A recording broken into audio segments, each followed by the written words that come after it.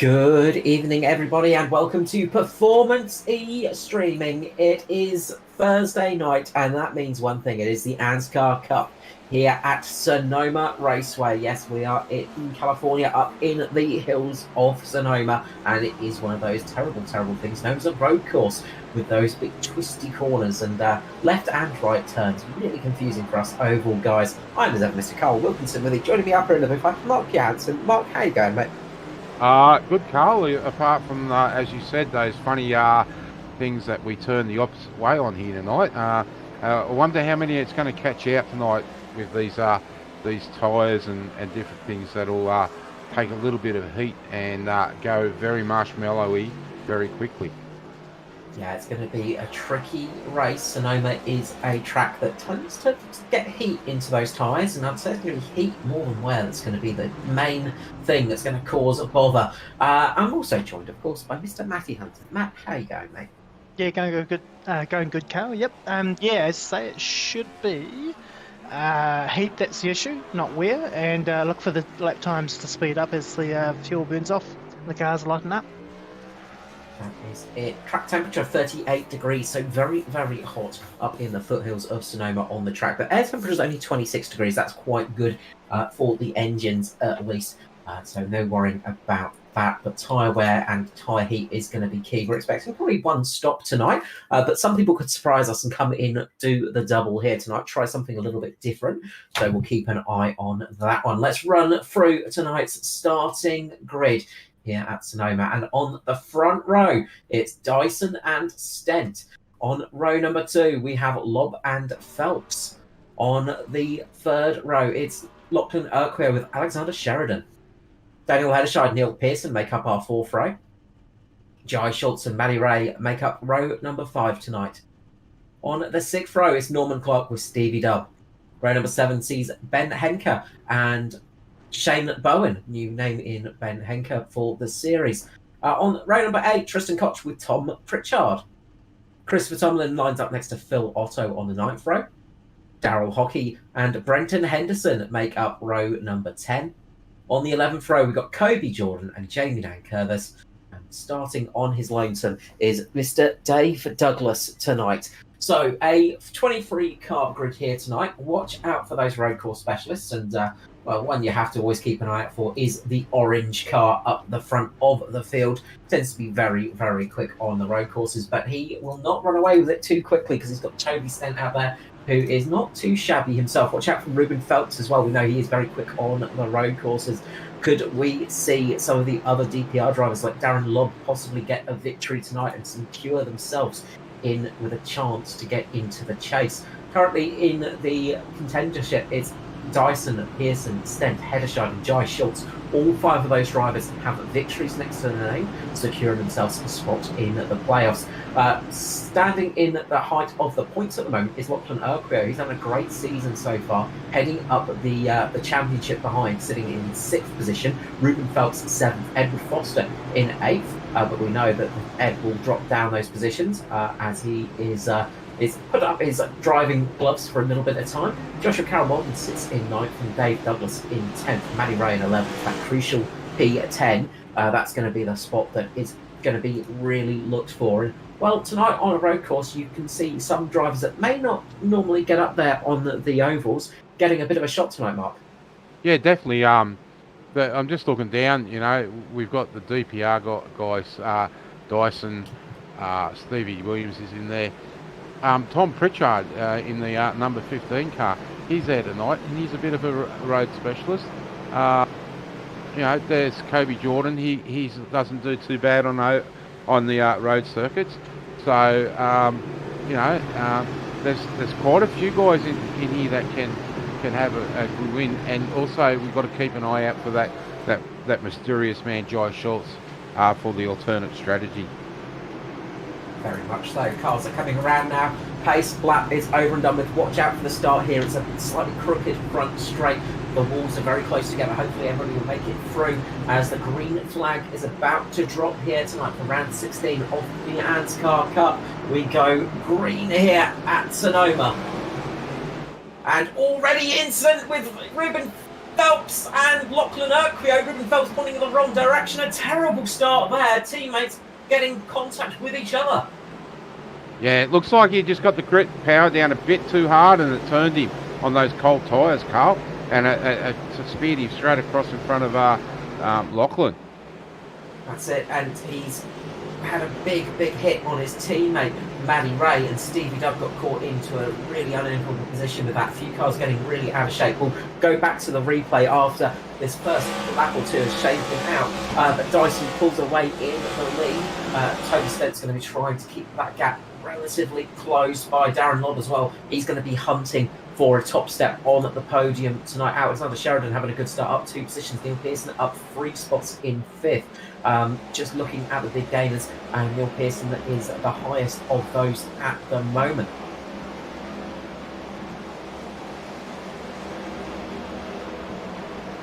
Watch out for these opening laps, as we said. Cold tyres are very tricky in this next gen Cup car. These things do take a little bit of time to get the temperature up. Once the temperature's in the car though, it makes it fairly nice to drive. And I've got a bit of flack in the past for saying this, but they're almost like a very bad GT3 car. They're not quite like the NASCARs of old in the way they handle the road circuits. They're a little bit sort of closer to a proper race car, you'd almost say, but they tend to be a little bit less wobbly through the corners. They've got a lot less body roll. They're a lot more stable on the track than they used to be, and those big, fat, wide, soft, slick tyres really make a difference with these things, as well as the sequential shift gearbox. They are a very different car to drive than the NASCARs of old. Yeah, definitely are. Mate, I've just been back and had a look at the damage on those 2 cars. Lachlan Urquio's car looks okay, but Matty Ray has heavy damage on the left front, so that is going to be a hindrance for him. And although the aero isn't overly important here tonight, but you still need that aero over the front to squat that front end of the car down. Absolutely. As well. Wonderful. Matt's going to bring up a replay now of the start. So watch on the outside. The car 06, the black and white car. And you can see the aftermath of it there. But watch on the start. It just gets loose on the approach there. It's just on the exit of the corner. But didn't have his wheels pointing in the right direction there. I think Ruben was just slightly steering to the left, put his foot down, and that jumped the car around and spun it into his teammate. You see Matty Ray, the yellow and red SRM machine, taking a big whack. And then you can see Stevie Dub and Phil Otto both get really caught up behind each other. They can't go anywhere, so they lose a position almost instantly. As Phil Otto has brought into pit lane, he's got some heavy damage on that car, as well as Dave Douglas. But you can see that accident again there. It just absolutely caught a lot of people out, and the field was so very close to each other. Not really anywhere to go, and that sent Ruben right down to the end of the field, down in 21st position. And here we see Phil Otto, who is... Oh, he's just run wide, got air through the S's, and a heavy whack there. That's taken out the number 1 of Phil Otto, unfortunately.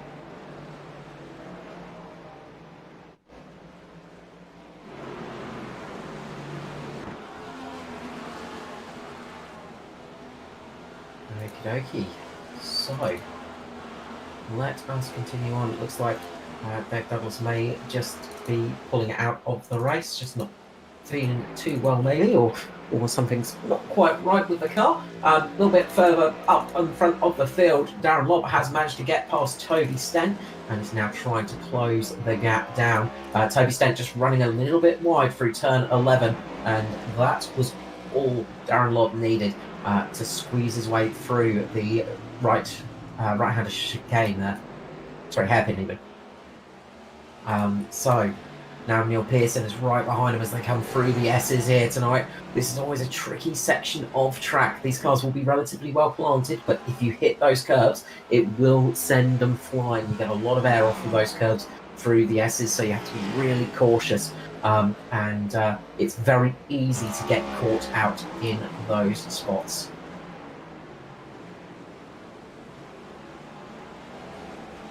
So at the moment, the DPR boys are trying their best to get a full set of cars on the podium. Toby Stent's doing his best to stop that from happening. Andrew Dyson just set the fastest lap of the race, a 15.2.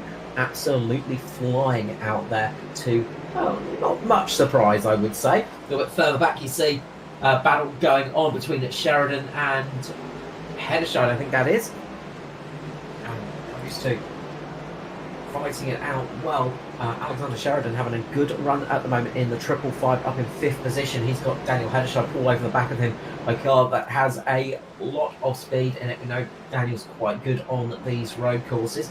He's going to be wanting to try and close that gap up to his teammate a little bit in the Natari cars. The person that's slowly working their way back through the field is Stevie Williams. He dropped down, as you can see, right down to 20th. He's now made 5 spots up, and he's back up in the 15th. So a good recovery by Steve, and still plenty of laps to go. That's it. He's been making steady progress through the field, having some good moves actually, and just catching people off guard a little bit. As we see Heddershide trying to get the run on Sheridan there, and that is one of the main spots for overtaking, turn number 11. Very easy to brake a little bit later there, go flying up through and make that move. Didn't quite make it this time, but it's going to keep putting the pressure on. Sheridan doing a good job up in P5 at the moment, keeping that car in a good position. Just looking at some of our new drivers coming into the series. Alexander Sheridan, one of those newer faces to the Cup. Ben Henker having a good run up in P11 at the moment. He's just sitting behind Norman Clark, working his way up through the field nicely on debut, just ahead of Shane Bowen at the moment. As we see Heddershide going again, trying to get it through turn number 6. Can't quite make it there. Just putting on all the pressure. But as these two start fighting, as they start battling, you can see behind them the blue and white car of Lachlan Mercury. He's closing the gap. Yeah, there's a couple of good spots down through that back section of the or turns 4 and 5. They're the two right-handers. Some good chance to try and make a move, as you said, Carl, like here into the hairpin. Another good move, and Daniel's set that up perfectly and made the move for 5th place. Absolutely beautifully done there. Very nice bit of a move on through those positions. Some good battles going on here tonight as Stevie Dub just works his way past Tristan Koch, and he is getting on to the back of this group now. He's catching up to Daryl Hockey, getting close to the 575 at the moment, and this is a fairly big group of cars. You can see they're relatively close together as they fight their way through there. So this could be good news for Stevie Dub on a bit of a recovery drive in the 98 at the moment after getting caught in that first corner melee. Wrong place at the wrong time, you've got to say, for Stevie Dub, but he's going to absolutely not give up, and he's going to be chasing his way through that pack at a great gun.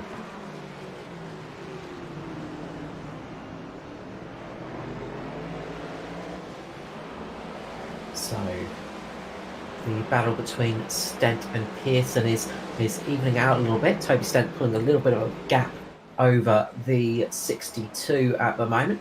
They're still relatively close together though. One little mistake and Pearson will absolutely jump on it. I wonder if Neil Pearson just had to lift off a little bit earlier on, just as he was sitting right under the rear gurney of Toby Stent, and might have just been getting a little bit hot. Of course, and these cars, they can get a bit hot when you're following each other. It's not too bad, but it does all affect those tyres, so you don't want to be doing it for too long on a road course like this. You don't want to be nose to tail all the way through the field.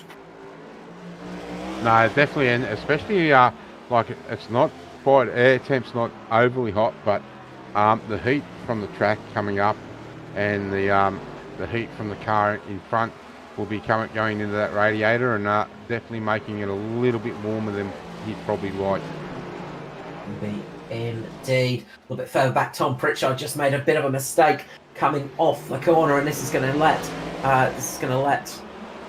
Stevie Dub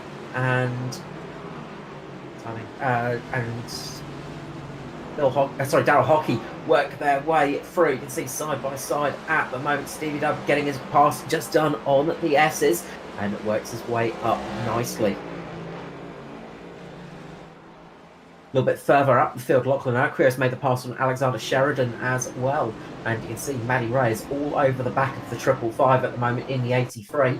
Matty Ray's not always a huge road racing guy, but he is more than capable on this style of circuit. And he's doing a good job at the moment, keeping those gaps very close between those cars. We're just watching a replay here. You can see Lockie lock that right front up as the car unloads itself.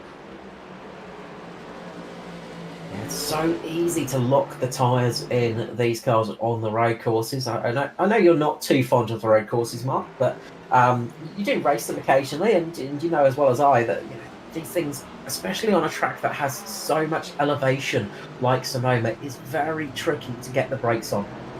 Yeah, definitely, especially like through turns 1, 2, 3. Through the S's and everything. It's very undulating, and some of these guys will be playing with brake bias here and there, and being very busy within the cockpit. Absolutely, you're constantly shifting the bias around. If you're wanting to go quick, you just sometimes need to just shift it a little bit more rearwards for the real tight corners, like turn number 11 here, just to get the car purchased through the corner a bit more, and then a little bit more towards the front on these fast sweeping corners where you don't want the back end stepping out quite as much. You can see here Toby Stent still defending against Neil Pearson, doing a great job here. We know that the DPR guys are, well, they're very good on the road courses. They're hard to beat for sure. Toby Stent doing a great job of defending at the moment and keeping that car inside the top 3. Up the front, it is Andrew Dyson in the lead, 3.6 seconds ahead of Darren Lobb at the moment. I don't imagine that's going to change too much unless we see a mistake from the 41. And well, stranger things have happened, but I wouldn't want to bet on it.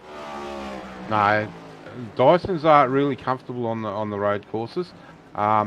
I'm just wondering if he's going to try and stretch these legs and then the second half of the field. Just jumping back to P3, Neil Pearson's making the move on Toby Stent and has got it secured. He got that done through the S's and got his way up past the 189 here of Toby Stent. So good work from Neil Pearson, and that was a hard job indeed. Toby Stent really, really doing a good job of defending. So we see here through the S's, he gets a really good run off the final corner, and that gets him right up side by side for turn number 11. The ultimate passing spot's able to take the inside line. Toby Stent tries for the up and under, but turn 11 is a bit too tight to really make that one work. And Neil Pearson gets the job done and works his way on to the podium. Stevie Dubb, meanwhile, has made a move on Shane Bowen a little bit further down the field. The DPR car's doing a lot of overtaking at the moment. The green flavour this time, getting his way past Shane Bowen up behind Daryl Hockey.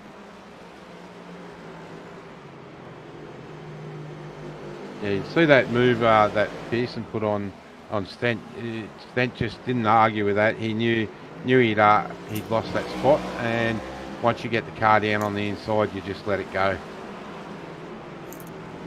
Yeah, it's not much you can do around turn 11. You can try and take a wider entry and try to cut the exit off, because it's such a long hairpin. Sort of get a little bit stuck with that one. You can't really widen the corner enough to make it work. And of course, then you're going to be heading up into turn 12 and onto the front straight once more. And that's not a real ideal place to overtake. Not that it's impossible, but it is very tricky through that section of the racetrack. No, I have seen one or two guys have a brave run around the outside of turn 12 back across the strike, but it's not always doesn't pay off. It's very easy to make a big mistake through this section of track. We've seen it once tonight. Hopefully we do not see a reoccurrence. We've got 20 cars still running. We've lost James Nagpurvis, the latest car to pull into pit lane. And maybe Jamie has parked it for the evening and taking that round the back, same as Dave Douglas. So a couple of drivers just not quite feeling it tonight, possibly, and deciding to pull it into pit lane after a few laps. Just not quite running that well tonight, obviously, and maybe some other things going on as well. You never know. It's always the tricky thing with sim driving is sometimes you get really bad weather hitting the area, and it can cause the internet to start playing up a bit, and you have to pull this car to pit lane and retire it, unfortunately. Sorry, mate. We're this battle for 11th, 12th, 13th, and 14th is really starting to battle up with Williams really pressuring Hockey at the moment, and Hockey's also trying to get past. Just missed the name of the guy. Ben Henker. Yep, and he's run wide, and he's now lost 2 spots. That is it, and that's what I was talking about. That turn 11, that hairpin is really tricky. When you get a car going down your inside, you lose so much time through there, and it just shows with the 2-1-3 there just how much is lost. The Cobalt Racing car just missing out on those positions. Now with Shane Bowen down in 13th and 14th spot. Nice overtake there. Sorry, just in front of this group, we see the 09 of Norman Clark from the other Black Arrows car into the top 10 so far tonight, and I'd expect to see him stay or get back if he drops out of the top 10, back into the top 10. Our gentleman racer, Norman Clark. Yeah, don't be too surprised if Norman tries something different strategy-wise. Maybe goes a little bit longer, takes the tyres a little bit longer, or possibly, I imagine he'll try and take them a little bit longer. It's usually his game plan. So we could see Norman just trying something a little bit different on the strategy to some of the other drivers. We might see Jai Schultz coming a little bit sooner than some of the others. Matty Ray, meanwhile, has got past Alexander Sheridan in the 83 and 555 battle. This is for 7th and 8th. And Matty Ray with that damage to the front. It's not affecting him too much by the looks of things in the mobile braking mechanical SRM car. And he's managed to get up behind his teammate Lachlan Urquio. A bit of a gap between these cars, though, about 8 seconds up the road is Lockie. And he's trying to close in on Daniel Hederscheid at the moment, who is going great guns through the field and doing a good job of working his way up there, trying to close the gap to Toby Stent. About 10 seconds between those cars. Up the front, the gap is closing a bit, though, as Darren Lobb has got the gap down to 1.3 seconds now between himself and Andrew Dyson. I think Dyson may have made a bit of a mistake last time around.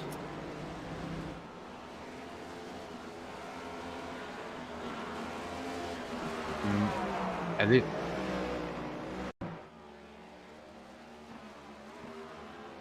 Let's see. Is this a possible mistake here?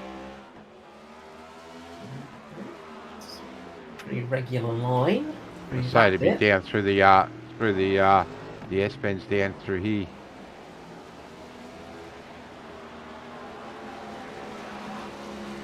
Let's see how that one goes. I think it may have just been through the exit of turn number 5.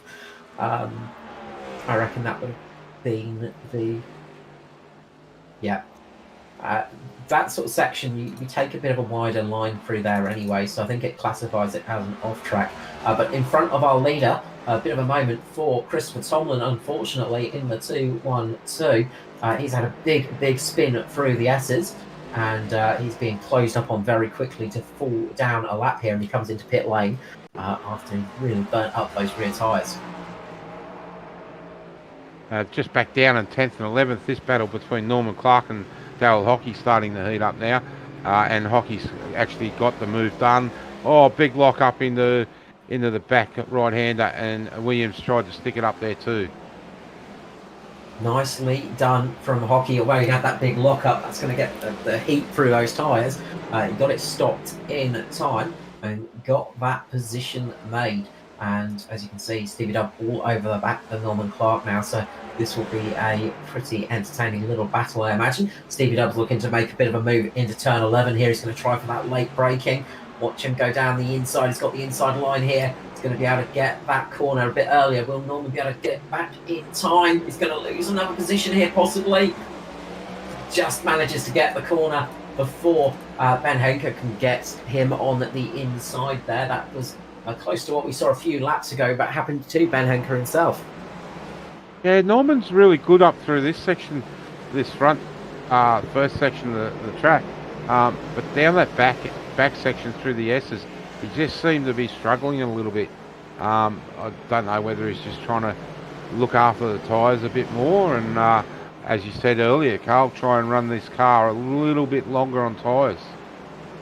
Let's see what Norman decides to do. Up the front, the gap is absolutely nothing at the moment. 0.4 of a second between Lob and Dyson. You can see at the back of the queue there as well. There was absolutely nose to tail action, running pretty much from 16th to about 9th position. They are absolutely nose to tail at the moment. Real close action going on throughout the pack. Recovering Ruben Phelps trying to make his way past Tom Pritchard at the moment. So a little bit more action coming out on the track. So we've got a bit of action heating up here, Mark. Yeah, definitely. Both of those guys there then locked up that right front, and Ruben just forced his made his way through there and on Pritchard, and so that's another spot gained. And I know Ruben would still be having steam coming out of his ears, wanting to get back up to the front.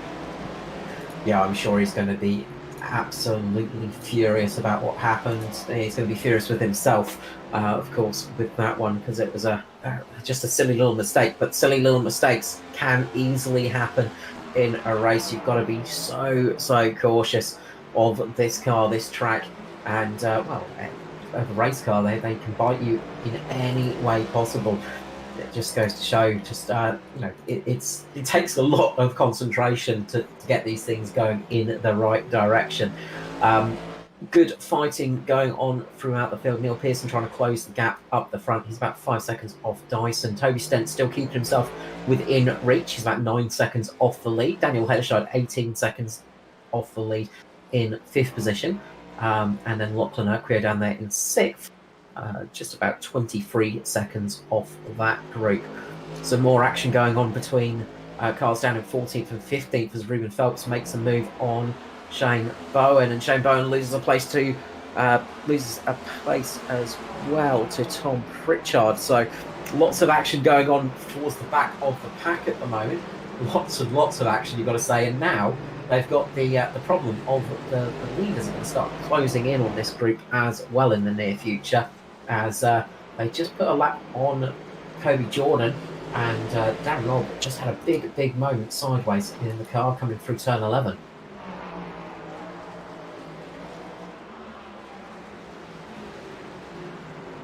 Bit of a move going on from Ruben Phelps on Ben Henker now as he goes down the inside as they come through turn number 5.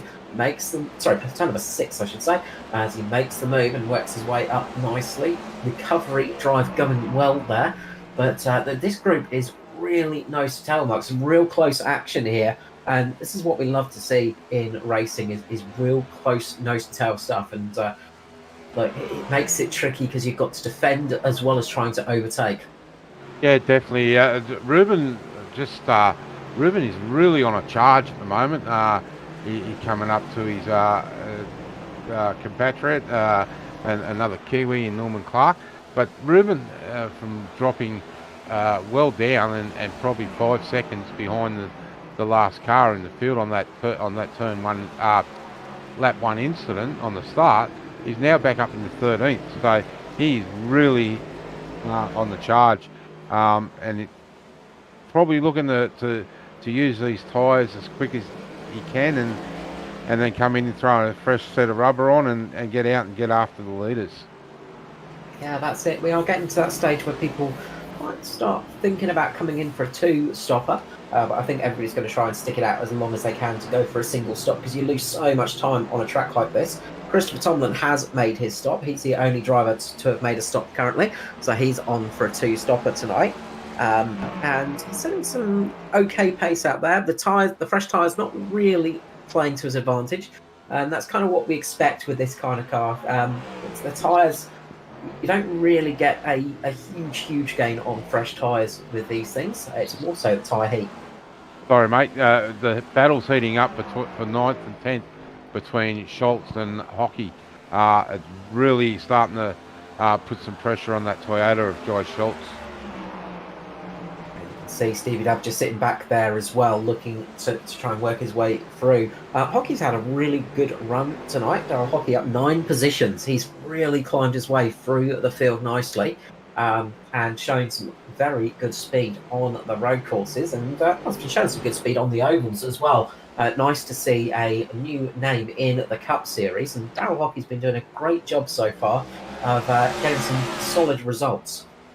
Yeah, it definitely is. And here comes another classic move down the inside on that right-hander at the bottom of the hill.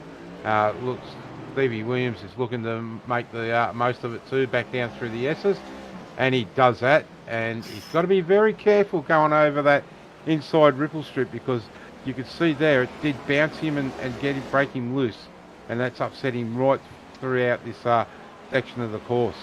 Yeah, there's a bit of a runoff road, a runoff the service road on the entry, sort of in that corner. It really dips down, so there's a fairly big dip in that section of road, and the curve will send you flying. It's very easy to launch yourself off there and find yourself gaining altitude very, very quickly. So nicely done. A brave move by Stevie Dub, but you can expect no less from the veteran racer. You can see Ruben Phelps closing in on Jai Schultz as well now, so Ruben is absolutely on a flyer at the moment, and I think he's using the rage to give him some extra speed. Yeah, definitely. And you just see in that shot where the guys have been cutting the grass, and it's probably not the Stevie Dub out wide there over the ripple strip. You've got to be so careful here, because the grass and everything is so dry, and normally is around here, and you get those wheels covered in that crap off the grass and marbles from the rocks, and it can really unsettle the car. I was about to say, Mark, there's grass at Sonoma. What are you talking about? It's dirt and more dirt. Well, mate, the time that I was there, it was winter time, and there was grass. Yeah, currently, it's very green at the moment. So yes, it's just in all the race, in all the sims that it ever goes to, though, we only get this lovely brown, horrible landscape. We never get the beautiful green Sonoma that it actually is most of the year round. Yeah, plenty of wineries up through that area too, so you can go enjoy some racing, and then on the way back to the hotel, call into a winery and pick up a bottle of wine for the night. Got to be very rich for that if you can go racing and afford wine. Just need the cucumber sandwiches too. Oh, absolutely, with the crusts cut off as well. Very important part of the series. You can see Steve Dunn really having to put a bit of defence on Jai Schultz, who's not giving up that position, but now he's got to defend and attack, because he's got Ruben all over the back of him. Not for long though, as Ruben goes down the inside through turn number 5. This has been a spot that's seen Jai lose a couple of positions tonight, and he loses another one to Ruben Phelps, who works his way up into P11. Yeah, definitely. And you're just seeing those shots there through that service road that you were talking about, Carl. It is actually part of a shorter track too. You come off that ripple strip into a dip, and then straight away you hit another big ripple strip. Yeah, of course, there's a multitude of alternate circuits, as well as a drag strip here at Sonoma. And it used to be that you run through, go around the carousel, run yourself down onto that drag strip, go along the straight up towards where turn 6 is now, and have that big long hairpin to get around that section. But yeah, there's multiple layouts here, and well, not many people would class them as their favourite place. No, I think out of all the guys that run both ANZCAR, Warriors, and most of the other NASCAR leagues throughout Australia and New Zealand, would say this would have to probably be one of the least favourite tracks. Yeah, it's low on everybody's list of tracks, as we see the gap closing up the front, and you're putting a lot of pressure on the back of Dyson at the moment, and they are catching up to quite a few of the cars that are starting to fall down a lap. So Shane Bowen is just in front of them. Trying to work out my positions. Yes, it is, Shane Bone. So they're starting to get up to the traffic where some fighting is going on as well. A little bit further up the field, we saw Tom Pritchard getting his way past Ben Henker as well. So there's a fair bit of battling going on here as we see Darren Lobb trying to get down the inside for turn 11 as they're getting around the lapped car. Can we see Lobb get the position here? Darren Lobb makes the move for the lead of the race, gets up to the line, and he's going to get himself a lap lead. That will take Dyson's perfect run here away. Darren Lobb, the new leader of the race. Yeah, Darren made a great dive there and really used that lap car to his advantage. Yeah, it was the perfect time to do it because Dyson was just caught a little bit offline there. He couldn't run it wide in the entry, couldn't do anything really to make the attack once Darren Lobb had the inside line. As you can see just how much road they're taking through turn number 5 there, just bouncing over the curb. They are absolutely battling it out there. And watch Dyson, he's going to be trying to get that position back, but also, you know, not doing it. Oh! Big moment, bit of a big moment as well for Stevie Dubb. Just looking on my other screen, Stevie Dubb had a huge moment coming down towards turn 11. But you can see here, Dyson is going to try for the run down. It's turn 11 now. Darren Lobb has to defend that inside line. Dyson doesn't quite have the run this time round. So the battle for the lead is definitely heating up, and this is helping Neil Pearson close the gap down as well. Yeah, definitely. But also, Carl, we're coming across to 26 laps. So we should see guys starting to come in on lap 32 if our little spies have been correct again this week. Around the 32 lap fuel range. So I'm just wondering if these DPR cars can stretch that fuel range out a little bit, or we will see them in on lap 32. Oh, a little bit of a touch there for Dyson on Lobb. Yeah, look, trying the old bump and run tactic there. Didn't quite work for him. Just really battling it out. But these two have been really going at it. They've been down in the 15s lap after lap after lap, whereas everybody else has been in the 16s, 17s. I wonder if that's going to be hurting their fuel efficiency a little bit. If they will only be able to make it, if they can't make it to lap 30, they're going to be in a spot of bother and might have to come in for an extra stop. So they're really going to be wanting to make it out to about lap 31 just to make it so they know they can get home without any bother of needing to fuel save. So that's going to be a constant little watch. As Daniel, look like Daniel Heddershaw. Daniel Heddershaw's just made his move on. Yeah, Brendan Henderson. Lachlan or Brendan? Brendan Henderson. That's putting him down a lap though. So he's that's putting Brendan Henderson down. Oh! What happened there? He's hit the tyres. That's going to be the end of night for Daniel Heddershide. That was a real unfortunate moment. As you can see, the front right, I think that was just coming off completely. Watch here as he goes into turn 11. Just goes in a little bit tight here. And he's going to get too tight. This spot here collects the tyres. That spins him around and sends him straight into the next set. The front bumper goes completely off. And I reckon Daniel Heddershide's car is done for the night. That will have damaged the engine and suspension. We still will get towed. That is the end of the night for the 035. And why this is happening, Carl, while we stay with these pictures, we can see the leaders are now into lap cars. Yeah, they're just coming up on Tom Pritchard, I think.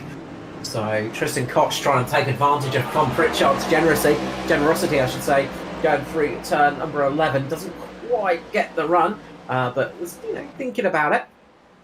And you can see them passing Ben Henker there as well. And Henker just had to compromise his line through those corners, and that's going to give Pritchard the opportunity to get the run as well. So this is where you can really take advantage of the leaders and the lapped cars. You can use them to your advantage to work your way through. Of course, this is one of those rare times where we actually see those pesky blue flags appearing.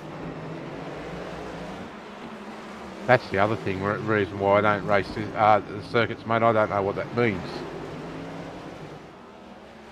Means as a faster car, you need to wreck. Ah, is that what it is? Yeah. Okay. I'll remember that for the next time I'm out on one of these things. Yeah, that's the rule I've been told. So yeah, that's what you do.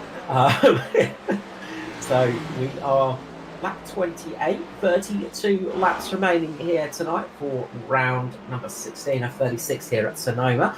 As you can see, working their way through past Norman Clark. He gets a nice wide berth through turn 11. And now just behind Jai Schultz coming up to the start-finish line. And look at the run they're getting. But they're just a little bit balked here as Jai's not worrying about his line, not leaving a little bit of extra room there because he wants to get as much speed as he can.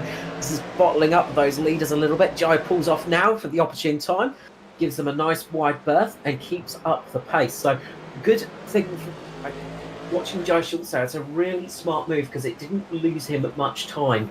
If he had gotten over at the start-finish line, going into turn number 2, it would have cost him a lot more time. It could have cost him a position to Norman Clark. But the way he left it off there just lost him a little bit less time and gave him the chance to keep that position.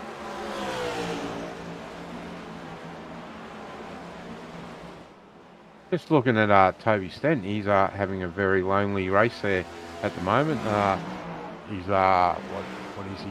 He's 9 seconds behind Neil Pearson, so a bit of a quiet one for him tonight. And the first of our pit stops is coming in, and Daryl Hockey. He's decided to pull the pin now. 31 laps remaining. On lap 29, he pulls it into pit lane and is going to get his service done. You see the leaders. Oh, as he absolutely stuffs that one up, missing his pit box. Sorry, mate. Toby Stent's in also. Okie dokie. So, pit stops are starting to happen. Now, will we see them swap tyres or will we see them keeping to the same rubber? This is going to be a question because we've seen in the past people change tyres and regret it, but we've also seen people not change tyres and regret it. So this could be an opportunity for those drivers on slightly fresher tyres to sort of try and keep pace up. But what we often find in this car is you come out on the cold tyres, it takes you 2 or 3 laps to get them up to temperature, and then you don't really do much better than the cars that stayed on the old ones. So we might see a lot of cars just taking fuel only, and Toby Stent was one of them.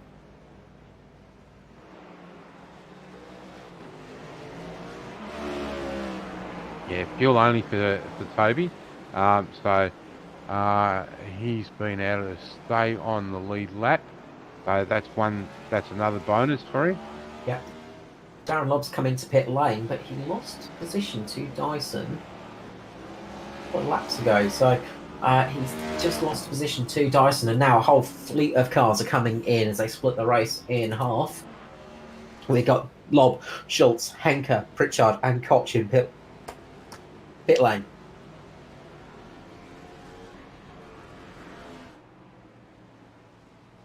So this is going to be, look, the longer you stick it out now, the less time you spend in pit lane, of course. If you're only taking fuel, if you're taking tyres, then it's going to be about 14 and a half seconds stationary. Darren Lobb was bang on that 14 seconds. I think Ben Henke's taken tyres. I don't know if Darren Lobb did, but Don't think he did, mate. no, I reckon it's just fuel only for him.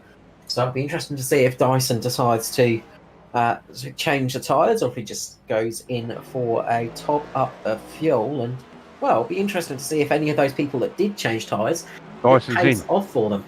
As Dyson comes into pit lane now. And this is going to give Neil Pearson the lead if he can stick it out.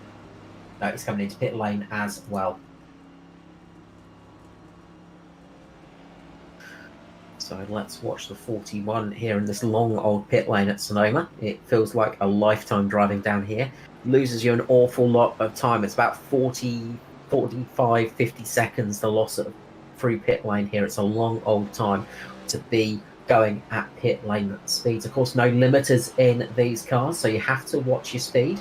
You have to watch the speedo and your revs counter to make sure you're not going over that limit. So it's quite easy to pick up a penalty. Dyson just taking fuel here, so off he goes. And Lob's coming down the strike, over the strike now. So Dyson is actually the race leader, and you can see there Lob's right on his back bumper already. That's it. Those two, pit lane transition time, 41.4 seconds. I should say 3 because Neil Pearson, 41.4 as well.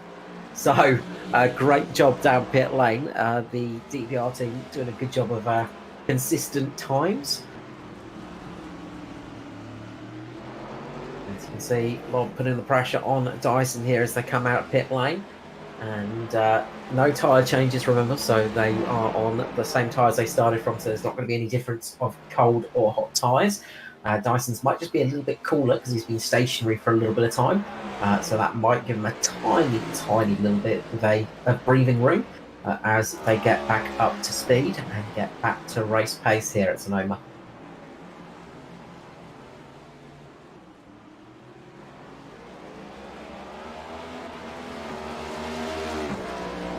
So Ruben Phelps and Shane Bowen just finished their pit stops. So that is everybody making their pit stops here tonight, heading back out on track.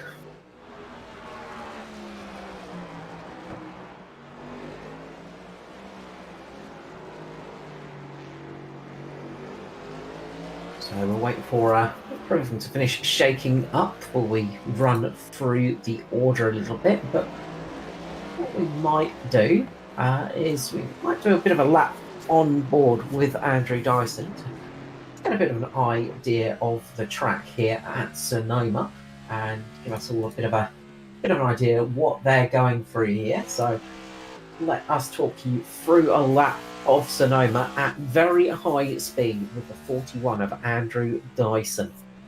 So we're coming up to turn 11 now. This is going to be at the start of a fresh new lap.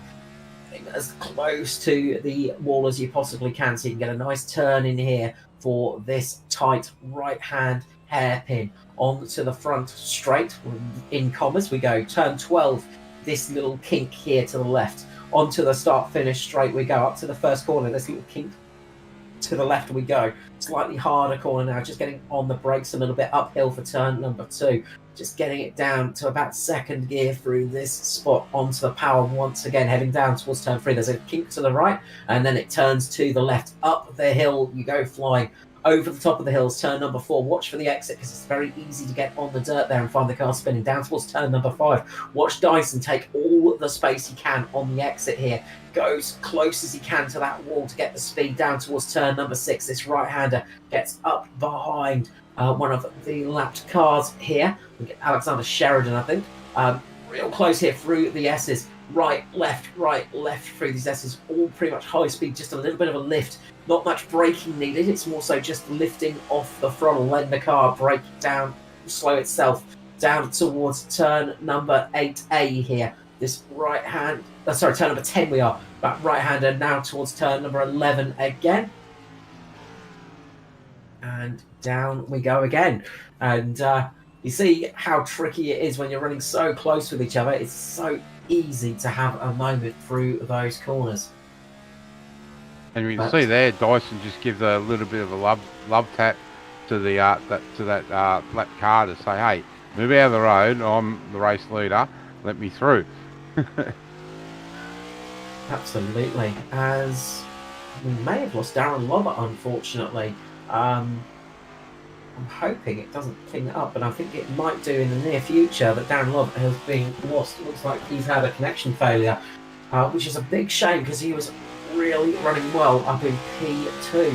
And that's a horrible thing to happen to a driver that's having such a good night here at Sonoma. And yes, indeed, we've just lost Darren Lobber from packet loss. A huge shame for him after running a really good race and taking the fight to Dyson.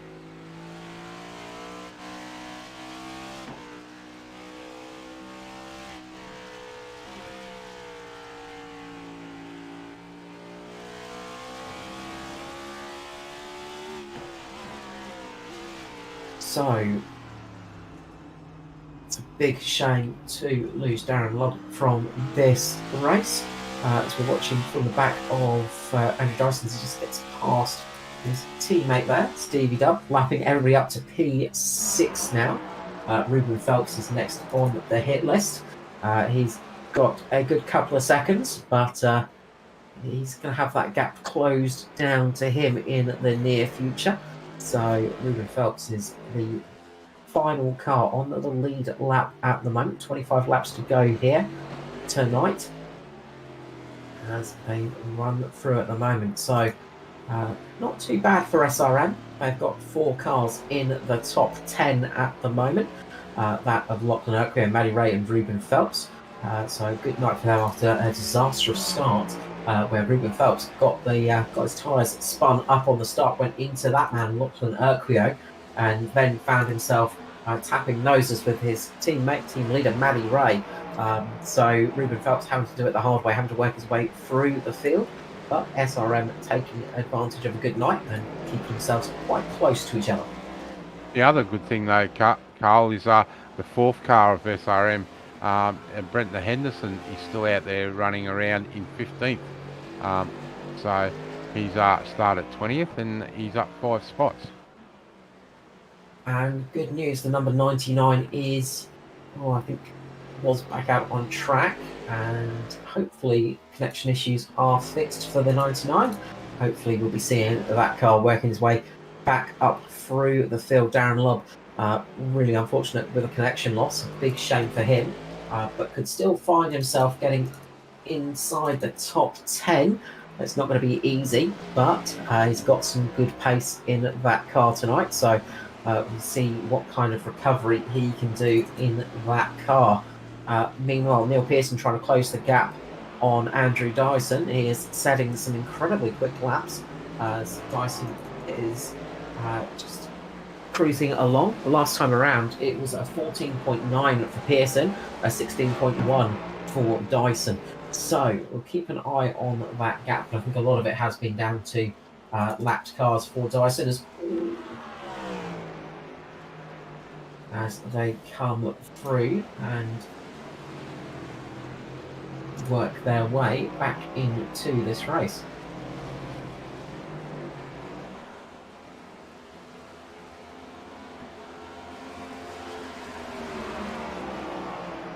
So let's run through the cars tonight. We'll run from our final spot that's running out there. Kobe Jordan, the final car running in 17th position at the moment. Kobe Jordan sitting down in 17th position in the Inside Line Productions car. Having a good run. He's trying to close the gap. I'd say not too easy. He's trying to go. Oh, Darren Lobb's just spun it in turn 2. I was going to say he's trying to close the gap to Darren Lobb, and he's just done that. As Darren Lobb's just lost it in that section of corners up through turn 3 and 4, and almost got collected by a whole heap of cars, including his teammate Neil Pearson. Pearson got so very lucky to squeeze through that one. That was almost a calamity for the team. You see the replay here. He's just got the car off balance a little bit, trying to catch up to Dyson to get a lap back. Spins it round and then does the old flick as Pearson's coming up the hill. Look at how close that was. That almost took out 3 DPR cars for the price of 1 there. Yeah, but he's done the right thing. He's flipped it and he's realised that the guys are coming, and he's just put his foot on the brake and left the car and not tried to move off. So he done the smart thing there. Absolutely. As we're watching from onboard, Neil Pearson, bit unsighted for his car. So, he's going to take the racing line coming over the crest of this hill. And look at how close that was.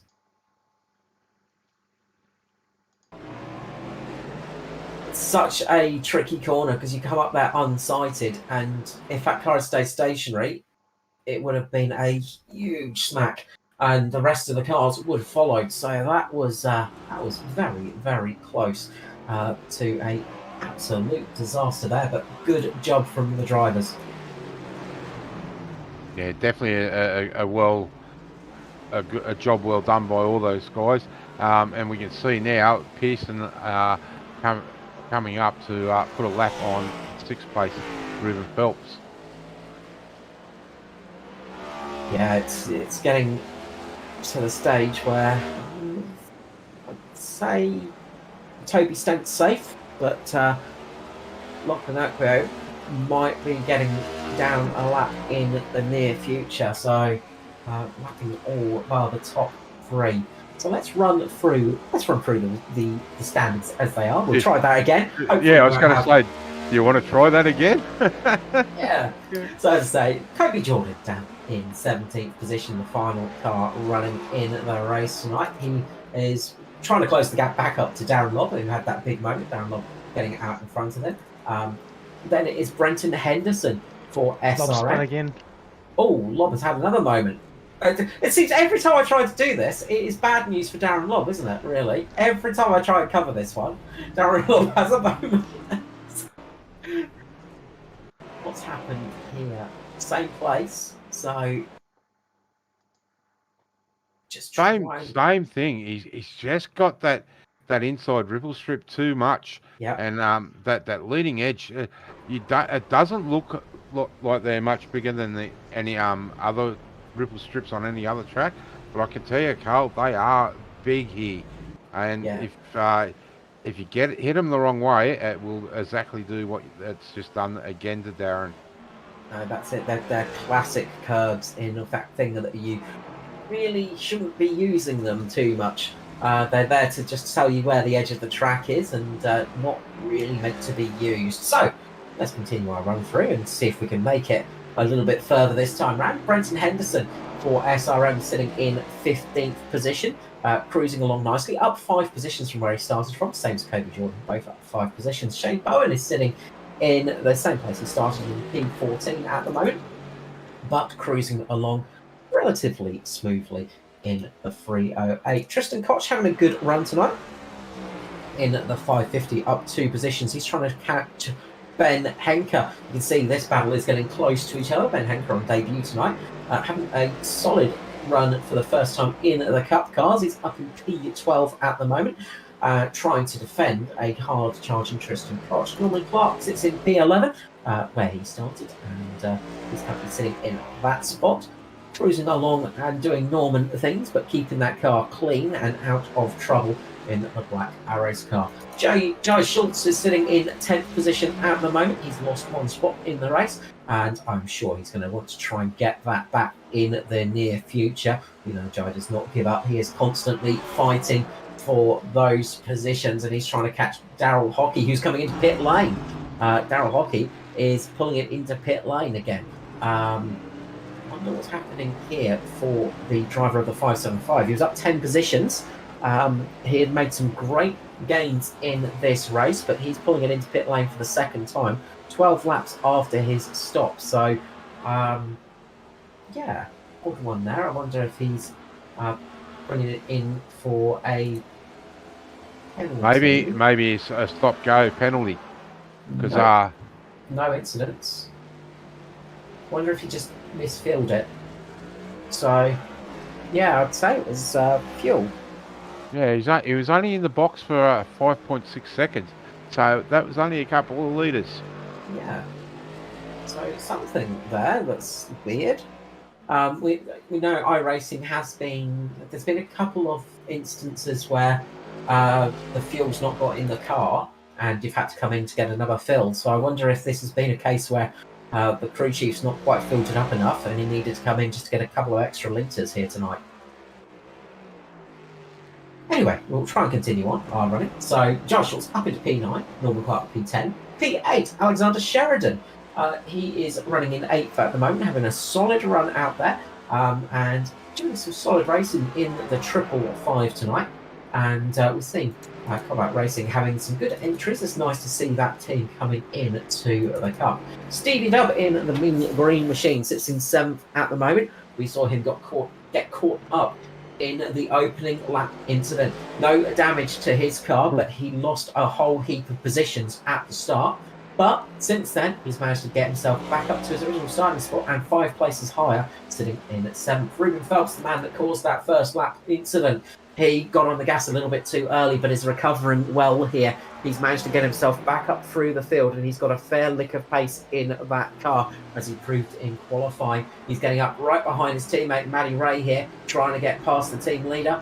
And you can see those two battling it out at the moment. Matty Ray, of course, sitting up there in 5th at the moment. We know Matty Ray is very, very solid on any track he goes to. Might not be a road course specialist, but it by no means makes him slow on these things. He absolutely has the skill and the talent to make a car go fast on any track that he requires it. Sitting in 5th at the moment, up 5 positions from the start. Lachlan, the 4th member of SRM tonight, is sitting in 4th. Having a good start, up 1 position from his starting group. Bit of a lonely position out there, bit of a lonely drive for himself, and another man that's pretty lonely, Toby Stent. Doesn't really have any friends to play with at the moment. He's sitting 30 seconds behind the leaders and about 30 seconds ahead of Lachlan Urquio.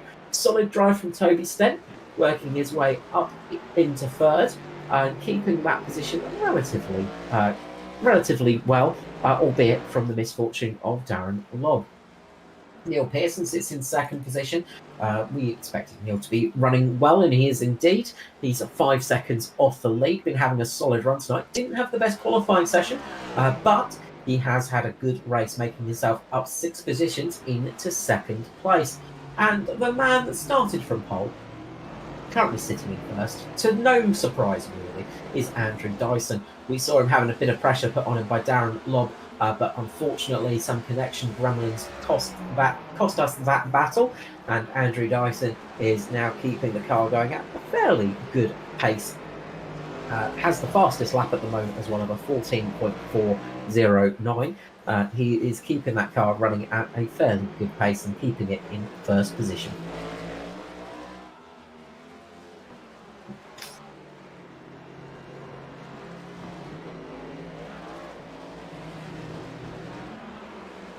So, looking at battles on track, the closest is Matty Ray and Ruben Phelps, I'd say.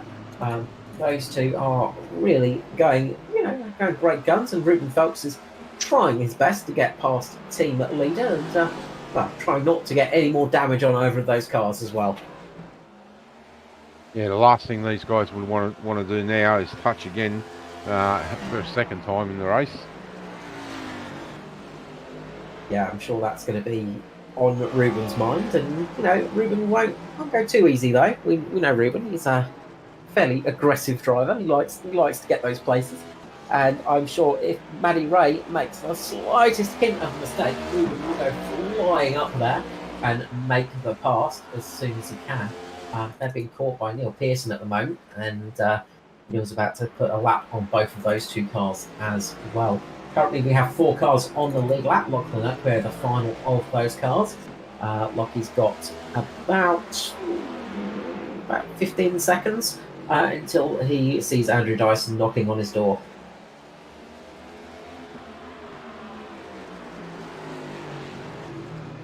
It's tonight's really shown Dyson's skill on the road course.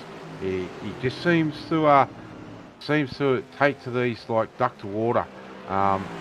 Never seems to be in too much trouble, but in saying that too, we still have 15 laps to go, and anything can still happen.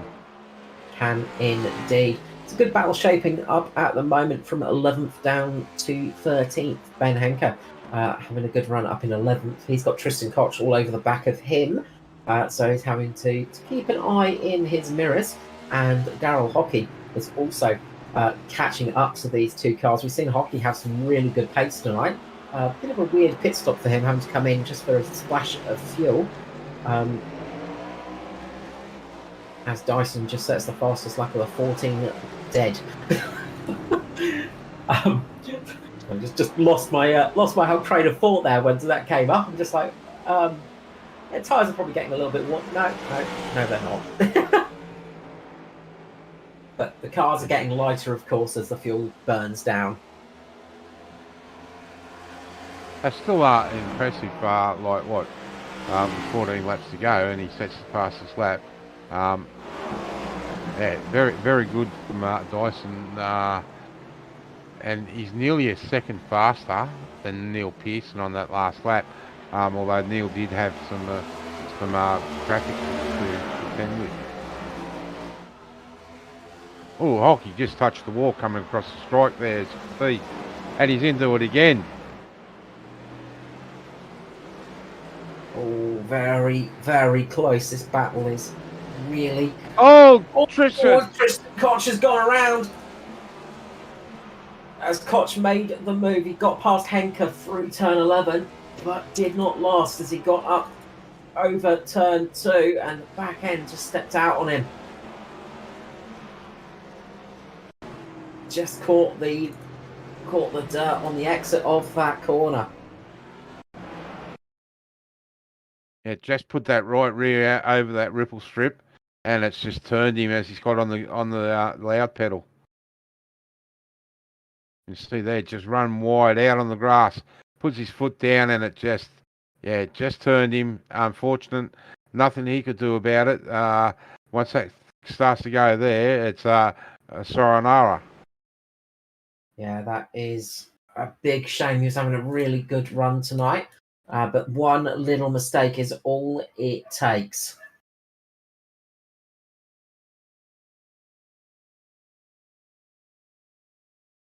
Now, unfortunately, even if he jumped on the brakes, it wouldn't have stopped him from going across in front of the cars behind him.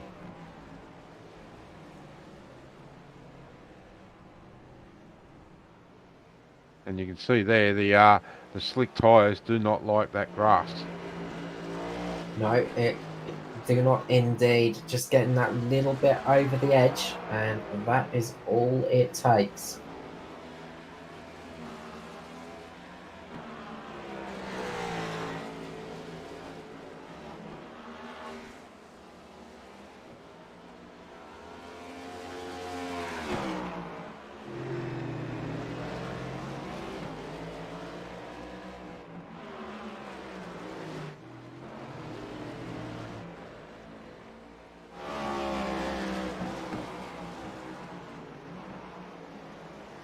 It looks like all the cars are fairly well spread out at the moment. There's not really many battles going on the track.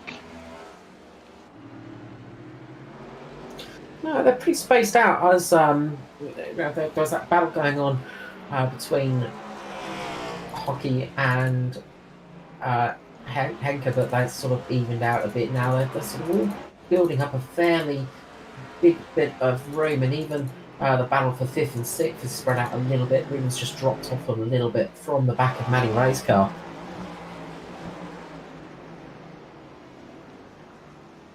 Yeah, that's pretty much the only battle that we've got. It's about 0.6 of a second, and everything else has got a minimum of 4 seconds between the cars. Some big gaps between the cars. Up front, like 25, 30-second laps.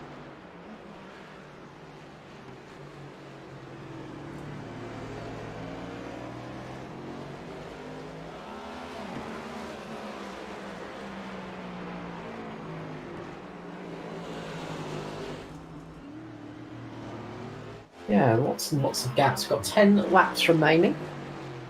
So it's getting there, almost to that 60 lap mark on today's race.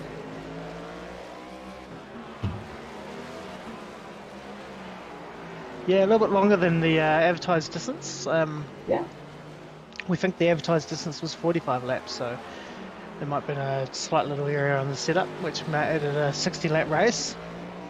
So the driver's getting a little bit of an extra workout. That's it, giving them a little bit more to do tonight, and well, giving us a little bit more to do as well on commentary, which we don't mind too much at all.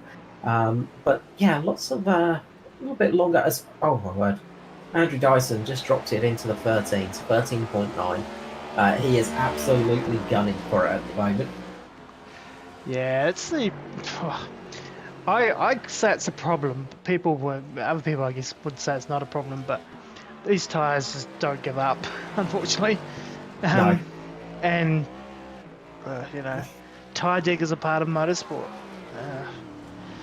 but it's a real problem around motorsport at the moment. They've made the tyres so good that they don't really drop off that much.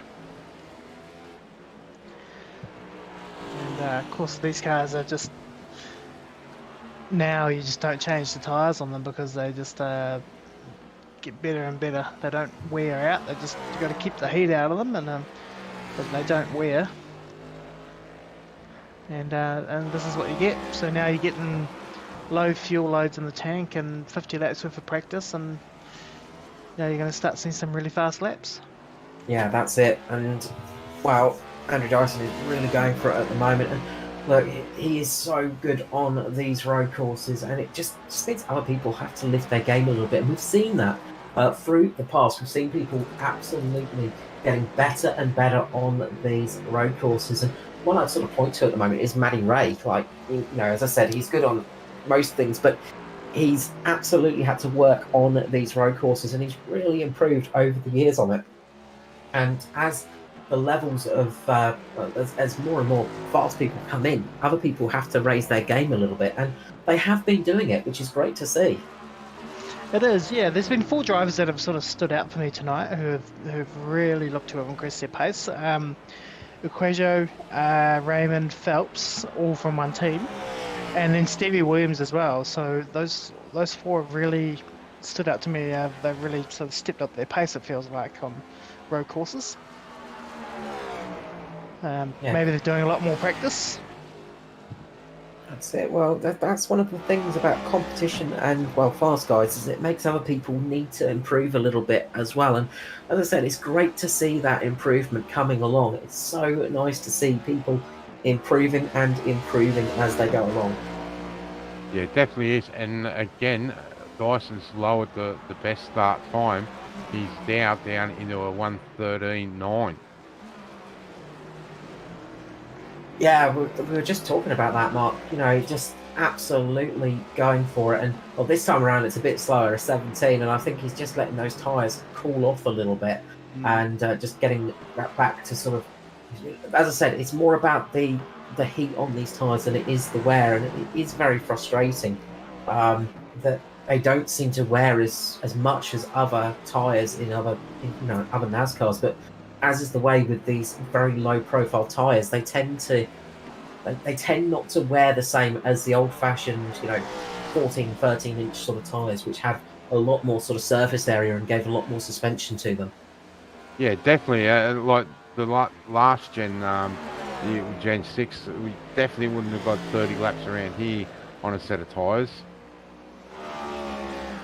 No, that's it. And well, we see it in a few different forms of motorsport though, where they've switched to these low-profile tyres, and they just don't wear as quickly as the high-profile tyres, and they just seem to just keep going and going. And it's more of a heat issue for the things than anything else, which is, I think the tyre manufacturers need to look at sort of doing something to make it a little bit more interesting in those respects, because they need to start making tyres that don't last for race cars. I think if you've got tyres that just don't wear out, that just last forever, it takes away some of the fun parts of racing.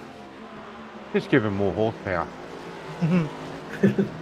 Even then, I don't think it would actually make much difference, unfortunately. I think they really need to actually almost look at doing a really ultra soft compound, just so they don't last more than 20 or so laps. Maybe look at doing a much softer compound for the NASCAR tyres. Make them like qualifying tyres, so you really have to be careful on the things. Yeah, make them look after them. That's for sure. Yep. And use their skill to look after them. But we're just going to see. I think you're right. I think he's just going to cycle these tyres again, maybe cool them off a bit, then have another crack at a fast lap, and yeah, I think you might see Dariso try to see what he can do again. And just looking at the time, so last time round for Neil Pearson, 14.7. The lap times aren't dropping off at all. They of course they get a little bit quicker when you've got less fuel, but these tyres, they should not be as quick as they were on lap 1, and now 55 laps in, they should be much more wear affected. And as I said, we see it in real world as well as on the simulator. They just don't have enough wear. they just keep lasting and just keep holding on. Luckily on the ovals that's not the case so much, but even so, it's just make a weaker compound, make a stickier compound, but make it burn up quicker, because when you've got races like this, it just takes away some of the excitement. Yeah, but we also see that on some of the ovals too, Carl. But you're 100% right. It definitely needs something to be looked at in the future. Otherwise, it's circuit racing for these guys are just going to be a possession. It's qualifying laps. If these guys, that aren't running up the front, are basically having to do qualifying laps to keep up with each other. They're doing similar lap times as they did in qualifying, and doing that lap after lap after lap, it's not fun.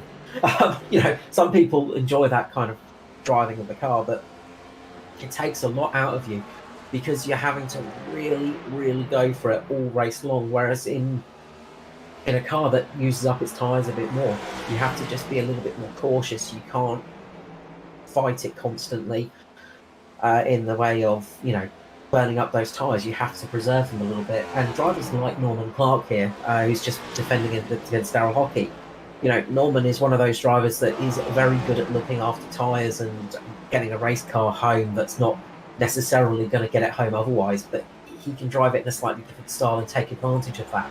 Whereas in a race like this, he has to almost drive qualifying laps lap after lap after lap, and he can do that. He can absolutely do that, but it doesn't show off his skill set quite as much, and it just takes away some of the finesse.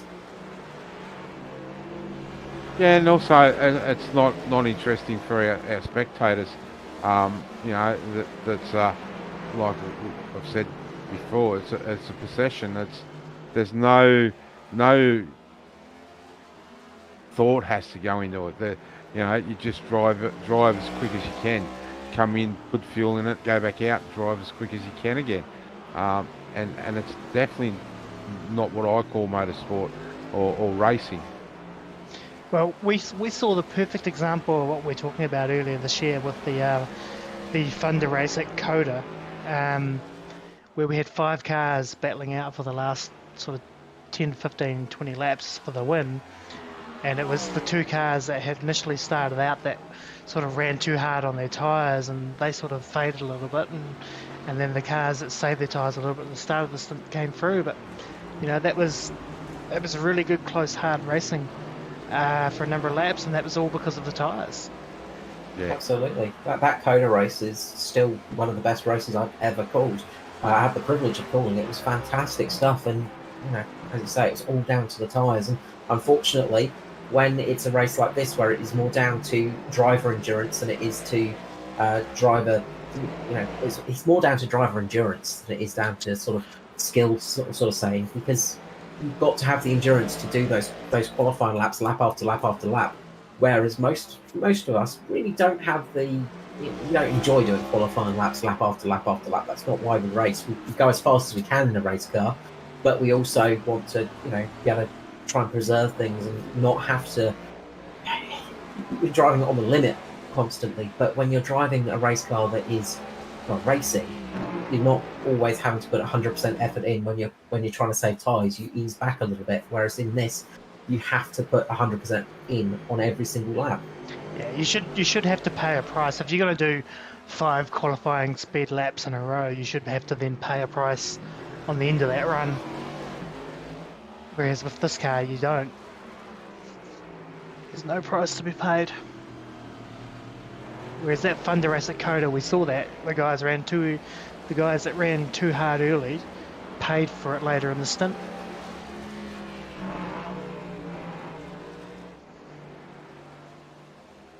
Yeah, it's a tricky old thing, unfortunately. So we are getting towards the white flag lap here. Just a short distance to go, so we're getting there. We're almost got there for tonight, which is good news for some of us. I wouldn't say it's been an absolute classic. We've seen some good racing, but it's not been an absolute classic, as we've seen Norman Clark here going 2 laps down. So that just shows the pace of those guys up the front. Lachlan is doing a good job of keeping himself on the lead lap at the moment. He is not too far off from seeing Dyson, but he should be able to make it home as long as he doesn't make a mistake here on the lead lap.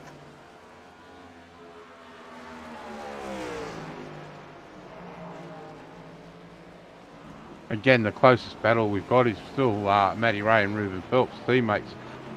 Matty Ray has done extremely well to be able to keep Ruben behind him for most of the race. Yeah, this is actually really good news for Matty Ray as well tonight, as Dave Douglas's poor fortune and Joshua Carroll-Walden busy gallivanting over in Japan is going to help move him up inside the chase. And of course, he's going to start closing on Foster as well. So we could well see the three SRM cars sort of in a fairly good position for the chase. They've not got the win yet, but on points, they're all three of them are going to be up there. So that's some really good news for those guys. And Matty Ray just stepping the car out there. Lighting the tyres up, yeah. Yeah. That's Andrew Dyson. He gets it around turn 6 for the final time tonight as he comes through the S's, and will be bringing it to the line in the very, very near future.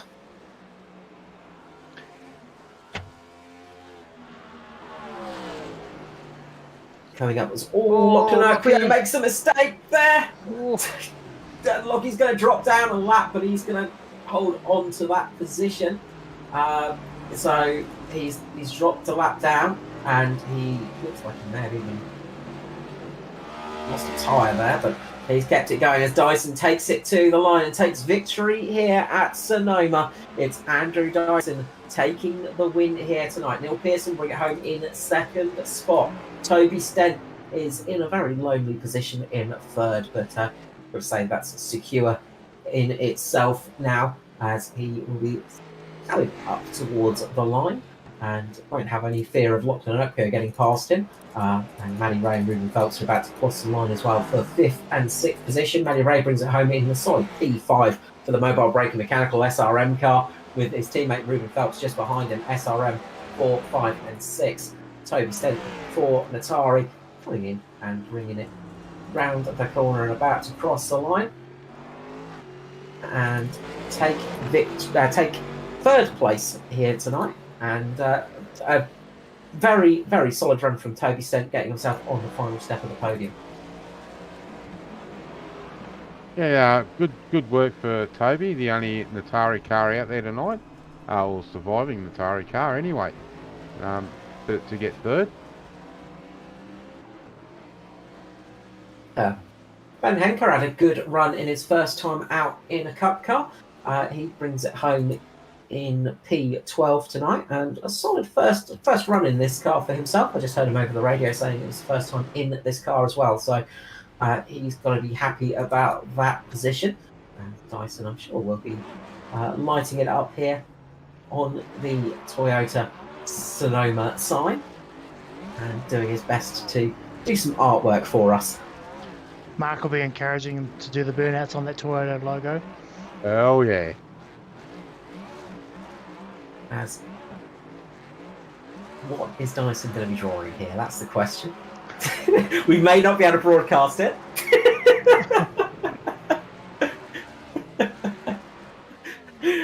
As he does some well-earned victory down out here tonight. And it is Dyson taking victory here at Sonoma. Let's see if we can find that incident with what happened with Lockie in the lead up to the finish of the race. Yeah. Let's see here. So he's off track there. So just runs wide coming in to turn number 10, and that's all it takes. And luckily there's a nice big soft tyre barrier there to break your run. As Dyson's just about to do some drag racing, I think. He's taking it to the drag strip. But yeah, bit of a mistake there from Quio. Yeah, the drag strip's great. In case you didn't know, Sonoma's got a drag strip right in the middle of it. Absolutely. It gives me an idea for a future event, maybe. We'll try some drag racing. Well, I just talking about race wins and burning up the Toyota badge. The Chevrolet have actually won 13 races here, Ford with 8, and the lowly old Toyota only 6. Well, that's not bad considering they've only had barely any cars. I mean, if you look at it through amount of cars and things like that, it's a much higher ratio than Chevrolet or Ford, I'd say. Race winners though are pretty good. Jeff Gordon is 5, and my mate Tony with 3. So nice little track record there. Absolutely, and we wish Mr. Tony well over in France at the moment. He's busy pounding around La Sarthe in this very version of this car with a couple of little tweaks to it, such as carbon ceramic brakes. It's pretty much the only thing they've really changed, as well as a couple of bits of the aero kit, but saved them £400 in weight swapping from the steel disc brakes to the carbon ceramics. So huge gain for that car. So let's run through the finishing order for tonight's race. It was Andrew Dyson taking the victory, with Neil Pearson coming home in second. Third place for Toby Stent, Lachlan Oakwell in fourth. Fifth for Matty Ray, Ruben Phelps in sixth. Seventh for Stevie Dub. Alexander Sheridan having a great run. I think his first top 10 for the series, up in 8th position. Daryl Hockey, another great run from him as well, up 10 positions from the start, finishing in 9th spot. And the highest finisher on a 2-stop strategy as well. Joy Schultz brings it home inside the 10th position. Norman Clark in 11th, with Ben Hanker in 12th on debut. Tristan Koch in 13th. Darren Lobb 14th after that unfortunate incident with his connection. Shane Bowen brings it home 15th. Brenton Henderson 16th. Kobe Jordan 17th. 18th for Tom Pritchard. Daniel Hederscheid had a shocker going through turn 11 in 19th, and 20th for Christopher Tomlin. Jamie Nankervis out early doors, with Dave Douglas and Phil Otto in 23rd. So what we will do is we will bring up our third place finisher for Natari, and that is Mr. Toby Stent. Toby, welcome to the booth, mate. Congratulations on a podium here at Sonoma. Yeah, I'm as surprised as you are, to be honest. I didn't even know I was in third until the last lap. Norman said, "Good job on P3," and I said, "What?" So I had no idea where I was running. That race was pretty painful for me. I had to just save fuel the whole thing. I can't make speed and look after the fuel like those front two can. So I mean, I didn't have their pace anyway, but yeah, I just running around like about a second off what I could do, just trying to save fuel. So I just shit that it was a fuel save race, whole race for a lot of people. So yeah, crap. But surprise with third. I'll take that. I couldn't believe it when Norman said, so, because I thought I was literally wobbling around slower than anyone. So I couldn't believe that I was there, but all good. No, absolutely. A little bit of luck with Darren Lobb having a connection issue that dropped him out of the top 3, unfortunately. But one person's loss is another person's gain. So it was a bit of a lonely one for you tonight as well. Yeah, I mean, I don't know how no one was faster than me, to be honest, because I was rolling into the braking zones and all that just as slow as I could to try and save fuel. Like, I was pretty paranoid about running out of fuel because I've been pretty close on a few occasions. So I had about a lap spare at the end, but I was sort of happy to have a little bit of a buffer.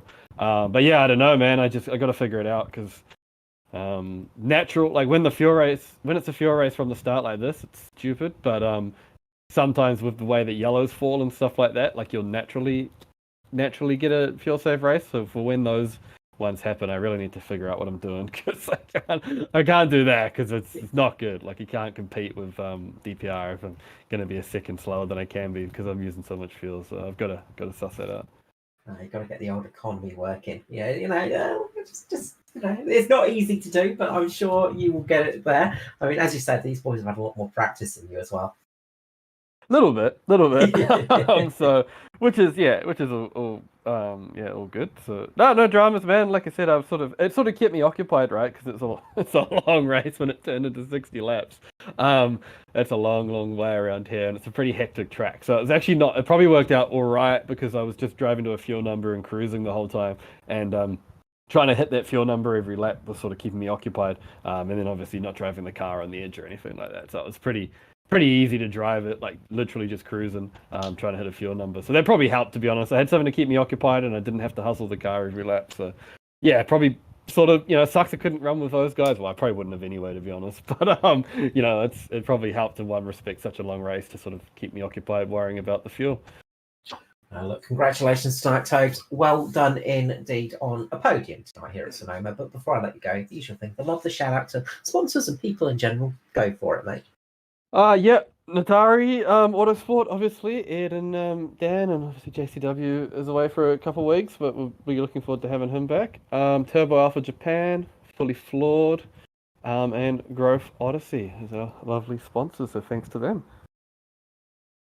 Absolutely. Thank you so much, Toby. Look, good luck for next time out, but for tonight, well done indeed. Yeah, cool. Thank you. Appreciate it, guys. I'll catch you next time, hopefully. Toby Stent there for Natari. Next up, we will bring up the red flavour of DPR. It is the 62 of Neil Pearson. Neil, welcome to the booth, mate. Congratulations on P2 here tonight at Sonoma. Yeah, thank you very much, Carl. Well, it's almost, you could almost say it was a slightly lonely night for you. You had to do some work in the early stages, of course, starting down in 8th spot, not the best qualifying lap. No, I messed up my first lap and then slid off at the second last corner on the second lap. So I was like, oopsies, could have been worse. So, 8th wasn't too bad. And then with what happened on the start, basically gave me 3 free spots and away we went. No, that's it. I mean, the start was a little bit hairy, but you made it through, luckily. And, well, at the end, it was trying to chase down that orange car, and that didn't look like an easy thing to do indeed. Nah, definitely not. He's just too quick. And, he was just saving his stuff, trying to go for some fast laps. And, so where I was just trying to be consistent as fast as I can. So, the gap fluctuated a bit, but, it was good fun and just trying to chase him down. And, it's probably the closest I've ever been to him on a road course, so I'll take that. Look, that's a good thing to have. I mean, it's not easy being faster or getting at least close to Dyson on a road course, but you managed it tonight. About 5 seconds throughout the race. You definitely had some good pace there. Yeah. I found that if you just looked after the tyres, the car just got quicker and quicker and quicker as the race went on. And, so like, I think I did a 14.3 or something in the end, which I'm pretty happy with. So, yeah, it's like fastest I've ever been around here. Well, a bit of speed is never bad at all. And look, unfortunately, we saw Darren having a bit of an issue with connectivity by the looks of things. Yeah, he's got some hardware issues where it looks like his computer just freezes or something. So he's got to get that sorted. Not sure why it does it, but unfortunately it does. And if you can get that sorted, maybe you get a win or something and actually make the chase. It was a shame to see that happen to your teammate because it was looking good for a DPR. Well, DPR top 3 there, even a top 4 with Stevie W. He had some good pace tonight as well. Yeah, Steve had a really good comeback because he got held up quite a lot in that start shenanigans. So for him to come back for 7th is really good. It was a solid night for DPR, and look, I mean, it's been a good season so far for you boys. It's definitely had some high points, hasn't it? It has. It's been a good season for us. We've really figured out the car and the adjustments to make it better and whatnot. So we're pretty happy with our pace and everything that's going on. And it'll be interesting when the chase comes along, the playoffs, because everything just changes then. So anything can happen, especially with like the bottom 4 getting dropped out. If you don't get that win in the first race or whatever, it could play havoc for the and for the rest of the races. No, absolutely. Lots to. Well, it's going to be an exciting time of the year when it comes. But, well, for yourself and Dyson, it's looking very nice to get yourself in at least. Congratulations for P2 tonight here, Neil. And we'll make Dyson do the hard work. But any personal shout-outs you'd like to give tonight? Just you guys for the broadcast, ANZCAR for the series. Congrats to Daiso and Toby on their results and the rest of the field. And I'm an idiot who forgot to turn off an image on his stream So the whole stream is just a single image and a waste of time. Oh no. Oh, brilliant. Yeah, what a dumbass. What an absolute numpty. Oh, Yeah, man. the best bit is you can see me doing stuff in the Yeah. camera, and then the timing screen's going, but it's just a single image. Oh, how beautiful. Look, I've never done that personally, so congratulations. Well, I'll be fixing that. I'm sure your viewers will enjoy that image. Like, let's hope it's a safe for work image at least. It is. It's just an in-car one, so I could like line up all the timing screens and everything and get it looking good. And I just forgot to hide it. So You see, that's why you're a driver, not a broadcaster. exactly. Congratulations, Neil. I'm sure we'll catch you again in the near future, mate. Yeah, look forward to it, guys.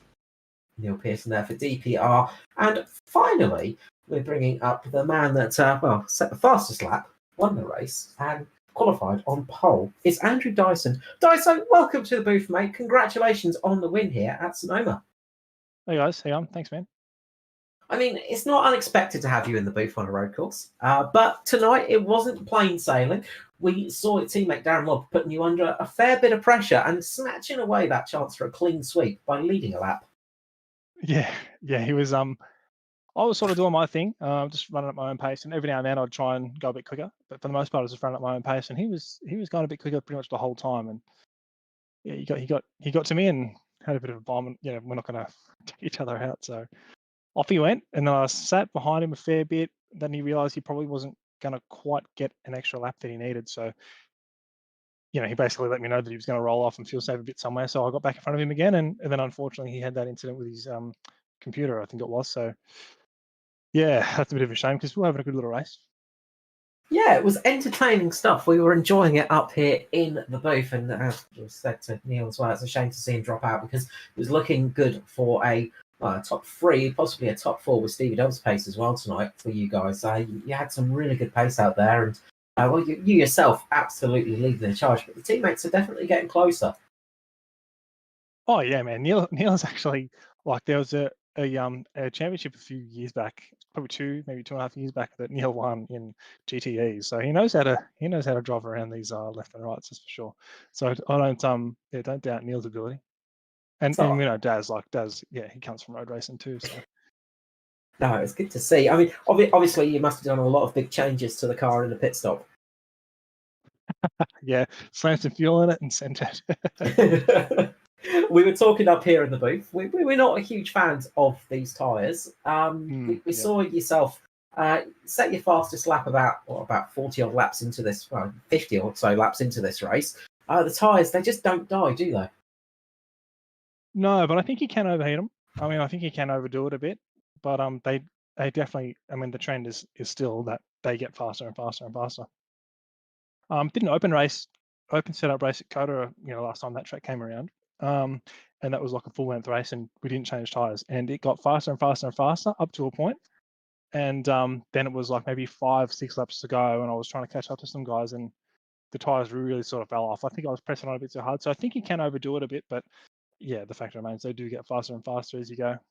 So for anyone listening, don't change your tires. Just put fuel in it and send it. Absolutely, very good advice there. I think a couple of people did change their tyres, unfortunately, and they found it did not work out to their liking. You had a bit of a run down the drag strip as well, but unfortunately, just yourself down there. Yeah, it was a bye run for the drag strip, but a little bit different from the race. But I didn't think he'd actually catch that or not. But we also caught your rather lewd drawing on the Sonoma picture as well. I didn't do anything intentional there. Sure. What I did realize is when I got there, I'm like, I haven't done it. This looks like a good spot for a burnout. And just as I started doing it, I saw a big Toyota sign. I'm like, oh no, not in a Chev. Could not be doing this. Well, I was a little bit disappointed that you didn't black out the Toyota side, mate. Yeah, I probably should have tried to do that. No, look, congratulations tonight, guys. So really well done. Congratulations just on the pace tonight, but thanks for giving us some entertainment there as well. Before we let go, the usual thing, the love to shout out to all the sponsors and people in general. Yeah, well, of course, can't have all this happen without you guys putting it on, and everyone behind the scenes at ANZCAR putting all the work, and I think Raven's stepping in to help out lately, so thanks for that. And yeah, quick one to all the boys at DPR, Simrigs, South Wales, Benmax, Pink Smokers, Neil for the paints as always, and yeah, thanks to all the guys for coming out for a race, and looking forward to next week. Absolutely. Good luck for the next time, guys. So well done tonight, and I'm sure we'll see you back in the booth in no time. Cheers, mate. See ya. Andrew Dyson there, the graffiti artist that drew a rather phallic image on the racetrack. Disgraceful behaviour indeed. I'm sure he'll be copying the fine for that one in the near future. Mark, we have some more racing coming up on the weekend, though. Yeah, definitely some great racing coming up over the weekend. Back with the Weekend Warriors on Saturday night over on Checker Flag East Ribbon, and a 400-mile race around Michigan. So that'll be a nice, fun night. Absolutely. We hope you can join us there on Checkered Flag e-streaming for that one. And then we have, of course, all the action from the Australasian Supercar E-Series coming up. No, I think we've got this week No, off, Carl. we got off week, yeah. Yeah, Sorry. off week. My brain switches into automatic mode at the end of a race, unfortunately, and it just did that. So I've got an off week there, but we will be back next time with the cup from.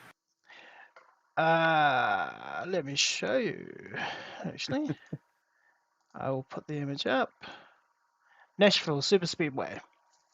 National Super Speedway, a very interesting track with lots and lots of concrete. So we hope you can join us there for that one next Thursday, same time, same place. But from all of us here at Performance E-Streaming, we're going to wish you a very good night, and we will see you all again soon. From myself, Carl Wilkinson, with Mr. Mark Johansson and Matty Hunter, good night and goodbye.